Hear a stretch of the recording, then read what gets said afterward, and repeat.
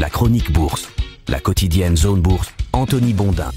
Salut à toutes et à tous et bienvenue dans ce point de marché Zone Bourse. Nous sommes le lundi 20 janvier 2025 et il s'appelle ce matin « Il est de retour et il est pressé ». Attention, avertissement, le mot Trump est contenu à de multiples reprises dans la chronique du jour. Pour son second mandat à la tête des États-Unis, l'homme d'affaires qui a promis de renverser la table donnera un avant-goût de ses projets lors du discours d'investiture qui est prévu ce soir. Les marchés financiers, eux, ils ont salué la semaine dernière le compte à rebours tout en étant quand même un petit peu effrayés par l'effet Trump sur les taux d'intérêt américains. Vous l'aurez compris, même en y consacrant beaucoup d'énergie, il devrait être assez compliqué d'échapper à Donald Trump aujourd'hui. Le président élu des États-Unis va devenir le président des États-Unis tout court à l'issue de la cérémonie d'investiture. Elle est prévue à partir de 17h30 heure de Paris. Officiellement, je crois qu'il deviendra président des États-Unis à 18h, c'est-à-dire à l'heure de la prestation de serment.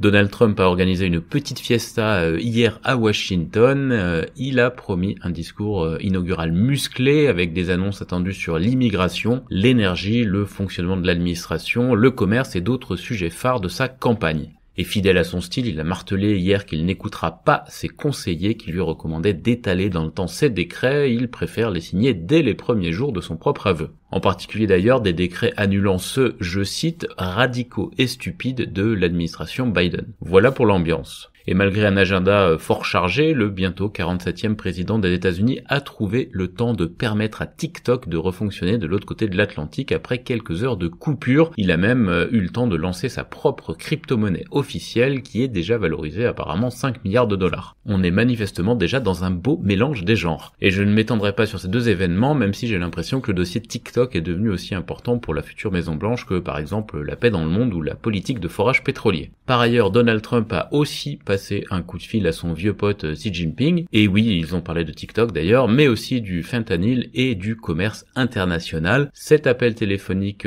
qui date de vendredi a manifestement émoustillé les traders qui spéculent ce matin sur une embellie des relations entre les États-Unis et la Chine. Et oui, le bonheur parfois c'est simple comme un coup de fil, et là si vous avez la rêve c'est que vous êtes déjà un petit peu âgé. Sur les marchés financiers, on doit donc se préparer au grand retour des réactions épidermiques à chaque visite, discours, déclaration, mou ou geste de Donald Trump. C'était l'une des marques de fabrique de son premier mandat. Son imprévisibilité face aux standards politiques traditionnels crée des secousses parfois inattendues, surtout si tout le monde boit ses paroles comme lors du premier mandat. Ceux qui l'adulent, mais ceux qui le détestent aussi, c'est le grand paradoxe de nos réactions face à Donald Trump. La semaine dernière, les indices ont assez largement salué le compte à rebours avant l'investiture. Ils ont pu compter sur des résultats bancaires impressionnants aux États-Unis, sur une inflation un petit peu moins mordante que prévu outre-Atlantique et sur la divine surprise de la compagnie financière Richemont dans le luxe. Ce dernier événement a surtout profité au marché français qui a repris 3,8% sur la semaine. Le CAC 40 a imaginé que les bons chiffres du Suisse sont extrapolables à la colonie parisienne, LVMH, Hermès ou Kering.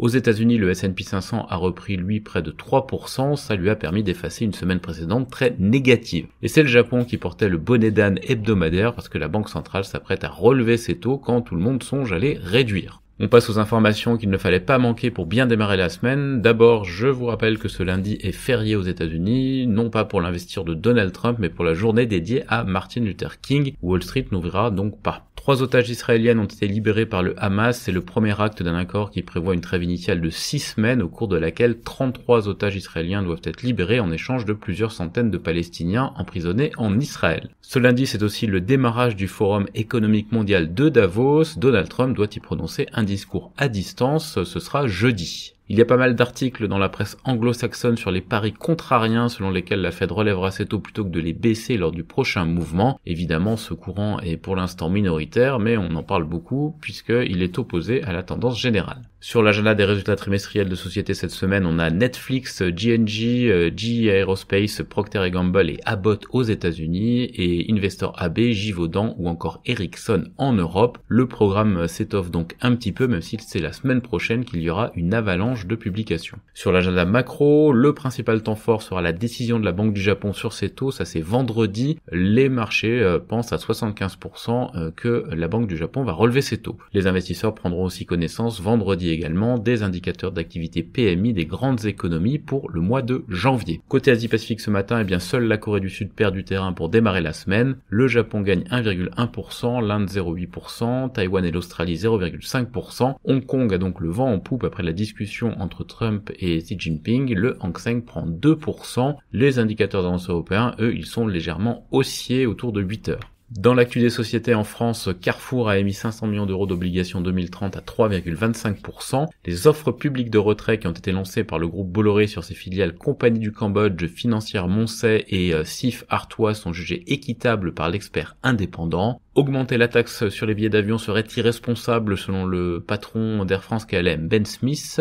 Icade a réduit son exposition à Premier Healthcare via un accord avec Predica. Les livraisons de champagne ont reculé de 10% en 2024. Ce n'est pas une très bonne nouvelle pour les pure players cotés comme Laurent Perrier, Vranken ou encore Lançon BCC. SRP Group a opposé un démenti ce matin concernant les rumeurs de départ de François de Castelnau. Morel négocie l'achat d'une part de 40% dans un projet gazier colombien pour 150 millions de dollars auprès de NG Energy. Leaf s'associe à Atmen et devient le premier acteur de la filière hydrogène à garantir la traçabilité de son hydrogène vert et renouvelable. Poxel va recevoir des redevances plus élevées de Sumitomo Pharma après le passage d'un jalon de chiffre d'affaires pour Twimig au Japon. Le produit va lui permettre de se désendetter, mais le labo doit encore trouver des fonds d'ici la fin du T1 2025. Enfin, Opium signe un financement dilutif de 12,5 millions d'euros avec Atlas. L'examen du projet de redressement a été repoussé au 27 février par le tribunal. Ailleurs en Europe, le comité d'investissement de Generali aurait validé le rapprochement avec Natixis dans la gestion d'actifs selon Reuters. En parallèle, le groupe transalpin prend le contrôle de l'America MGG Investment. La Commerzbank envisagerait des milliers de suppressions d'emplois pour offrir un visage plus séduisant aux investisseurs et lutter contre le projet de rachat d'Unicredit, ça c'est une info du FT.